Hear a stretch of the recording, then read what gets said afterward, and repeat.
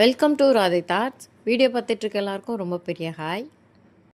இன்றைக்கி நம்ம ரொம்ப டிஃப்ரெண்ட்டான ஒரு மீன் குழம்பு பார்க்க போகிறோம். வேறு ஒன்றும் இல்லை, டின் ஃபுட் இருக்கு இல்லையா, மீன்லேயே டின் ஃபுட்லாம் இருக்கும்ல, அதை எப்படி நம்ம ஸ்டைலில் குழம்பா வைக்கலாம் அப்படின்னு சொல்லிட்டு தான் பார்க்க போகிறோம். இது அடுப்பில் கடாய் வச்சுட்டு இன்றைக்கி நான் தேங்காய் எண்ணெயும் கடலை எண்ணெயும் சேர்த்துருக்கேன். கடுகு வெந்தயம் சேர்த்து கொஞ்சம் வெடித்ததும் ஒரு கொத்து கருவேப்பிலை சேர்த்துக்கோங்க.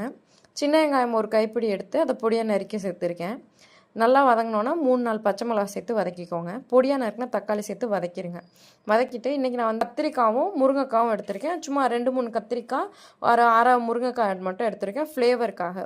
போட்டுட்டு வதக்கிட்டு வெஜிடபிள்ஸ் நல்லா வதங்கினதும் 1/2 டீஸ்பூன் மஞ்சத்தூள், 2 டீஸ்பூன் மிளகாத்தூள், 3 டீஸ்பூன் மல்லித்தூள் சேர்த்து சிம்மிலே வச்சு நல்லா வதக்கிடுங்க. வதக்கினதும் ஒரு லெமன் சைஸு புளியை எடுத்து தண்ணியில் நல்லா கரைச்சி அந்த தண்ணியை சேர்த்துக்கோங்க. எக்ஸ்ட்ரா 3 டம்ளர் தண்ணி ஊற்றி கொதிக்க வச்சுருங்க. காய்கறிகள் நல்லா வெந்ததும் நம்ம அந்த சாடின் ஃபுட் இருக்கு இல்லையா, அதை ஓப்பன் பண்ணி சாஸும் அந்த மீன் எல்லாத்தையுமே சேர்த்து நல்லா கொஞ்சம் சிம்மிலே வச்சு கிண்டிடுங்க. கிண்டிட்டு கொதி வந்ததுக்கப்புறம் இந்த எடுத்து வச்சுருக்கோம் இல்லையா தேங்காய் பால், அந்த தேங்காய் பாலையும் சேர்த்து நல்லா மிக்ஸ் பண்ணிடணும்.